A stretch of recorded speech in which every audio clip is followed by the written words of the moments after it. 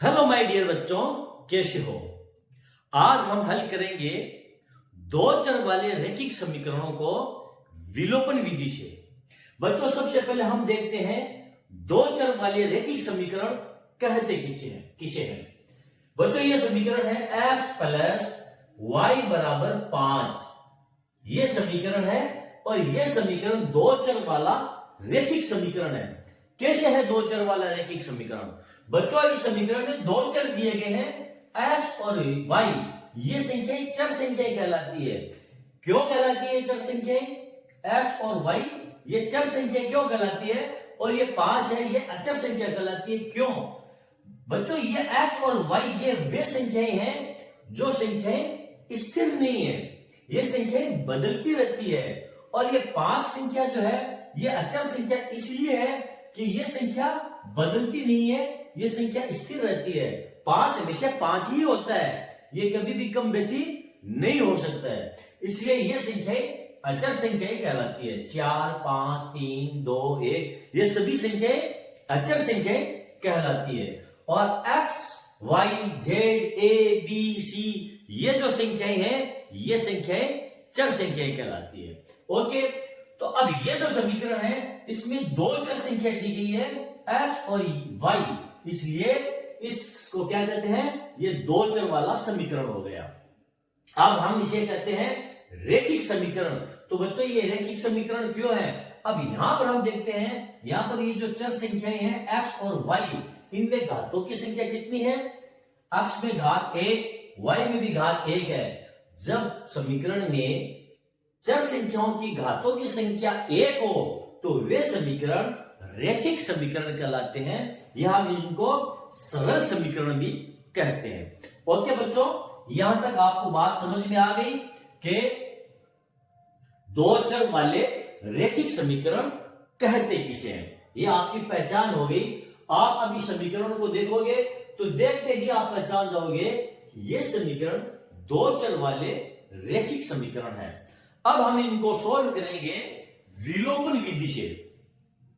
बच्चों विलोपन विधि क्या है, जैसे हमारा ये समीकरण है x प्लस वाई, हम इसको समीकरण नाम दे देते हैं 1। 2x माइनस 3y बराबर 4, ये हमारा समीकरण हो गया 2। अब हम इसको हल करेंगे विलोपन विधि से। बच्चों विलोपन विधि किसे कहते हैं। विलोपन विधि का मतलब यह हुआ इसमें से किसी भी एक चर को x या y, समीकरण नंबर 1 में से, समीकरण नंबर 2 में से x या y दोनों संख्याओं में से या तो x या y इनमें से एक संख्या को हम गायब कर देंगे, लुप्त कर देंगे, यानी यहां से हटा देंगे। तो इसी को हम विलोपन मतलब विलोप करना, गायब करना, लुप्त करना या हटाना। ओके बच्चों, इसलिए इस समीकरण को कहते हैं विलोपन विधि। चलो इसको हम कैसे हल करते हैं। इसको हल करने के लिए बच्चों हम देखते हैं, यदि हमें y को गायब करना है तो हम y वाली जो ये नीचे वाली संख्या है 3, इसको गुणा करेंगे ऊपर वाले पूरे समीकरण से, और y के जो ऊपर है इसका मान 1y है, तो इस 1 को नीचे वाले पूरे समीकरण से गुणा कर देंगे। यदि हमें x को गायब करना है तो यहां पर 2x दिया है, तो इस 2 से ऊपर वाली संख्या को, पूरी संख्या को गुणा कर देंगे, और यहां पर x का मान 1 है, यहां पर x दिया है, इसका मतलब है ये 1x है, ये क्या है, ये 1x है। तो इस 2 का तो गुणा कर देंगे ऊपर वाली संख्या में, और इस 1 का गुणा कर देंगे इस नीचे वाली संख्या में। तो जो हमें समीकरण प्राप्त होगा उसको हम योग करेंगे या बाकी करेंगे, तो ये x है ये गायब हो जाएगी। कैसे होगी चलो देखते हैं।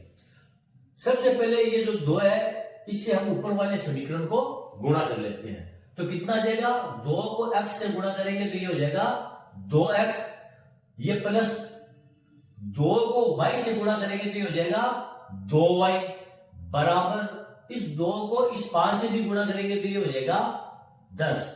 बच्चों ये हमारा समीकरण नंबर 3 हो गया यहां तक।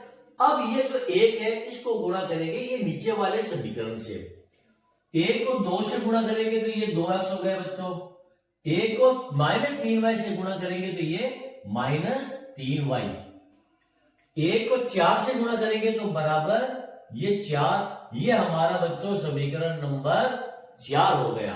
अब हम क्या करेंगे, समीकरण नंबर 3 में से समीकरण नंबर 4 को घटा लेंगे।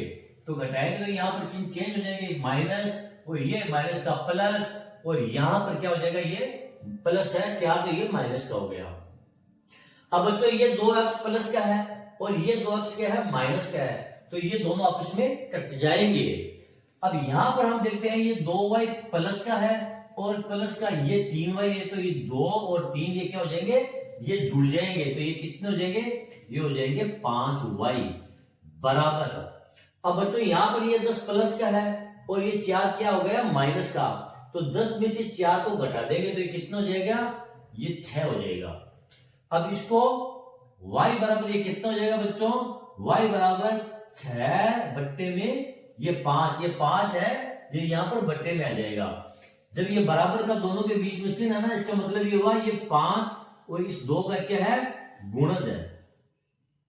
5 और 2 ये y, सॉरी 5y क्या है, इनका गुणज है, गुणा करेंगे तो वापस ये 5y आ जाएगा, बराबर 6 आ जाएगा। ठीक है ना बच्चों, तो y बराबर कितना मिल गया हमें, y बराबर 6 बट्टे 5 मिल गया है।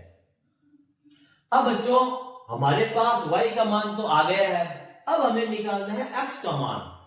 जब हमें y का मान मिल गया तो हमारा जो ये समीकरण है समझ लो ये हल हो चुका है। कैसे, जब y का मान हमें मिल गया तो x का मान अब ज्ञात करना बहुत ही आसान है। इस y के मान को आप चाहो तो उठा करके समीकरण नंबर 1 में रख दो, इसमें आप चाहो तो इस y के मान को उठा करके समीकरण नंबर 2 में रख दो, आपका x का मान निकल जाएगा। हम y के मान को समीकरण नंबर 1 में रखेंगे, यहां रख लेते हैं y बराबर 6 बट्टे 5 को समीकरण नंबर 1 में रखने पर समीकरण नंबर 1 क्या हमारे पास, x प्लस वाई बराबर 5। समीकरण नंबर 1 है x प्लस वाई बराबर 5, ये हमारा समीकरण नंबर 1 है। अब इस समीकरण नंबर 1 में y का मान कितना है, y बराबर है 6 बट्टे 5, तो यहां पर जो ये y है यहां पर ये 6 बट्टे 5 इसको रख लेंगे, तो समीकरण हो जाएगा हमारा x प्लस y की जगह क्या आ जाएगा, ये 6 बट्टे 5, क्यों, y बराबर 6 बट्टे 5 है, तो ये 6 बट्टे 5 बराबर में ये 5। ओके, अब हम क्या करेंगे, ये जो अचर वाली संख्या है 6 बट्टे 5, उसको हम बराबर के चिन्ह से उस तरफ ले जाएंगे। क्यों, क्योंकि समीकरण में चर संख्याएं एक तरफ रहती है और अचर संख्याएं एक तरफ रहती है, तो ये हो जाएगा 5 माइनस 6 बट्टे 5। ओके बच्चों, अब इसको सोल्व कैसे करोगे, लघु उत्तम निकालकर, हालांकि इसमें लघु उत्तम निकालने की हमें आवश्यकता नहीं है, ये 5 है ना, इसका मतलब क्या है, इसमें भी बट्टे में 1 है, तो ये हो जाएगा x बराबर 5 को 5 से गुणा करेंगे 25, 1 को 6 से गुणा करेंगे माइनस 6 बट्टे में ये 5, तो x बराबर कितना हो जाएगा हमारा 19 बट्टे 5। x का मान कितना निकल गया बच्चों, 19 बट्टे 5, और y का मान हमारे पास कितना था, y का मान था हमारे पास 6 बट्टे 5, तो y बराबर कितना हो गया हमारा 6 बट्टे 5। x का मान था 19 बट्टे 5 मिल गया हमें, और y बराबर 6 बट्टे 5, ये हमारा क्या है बच्चों, आंसर।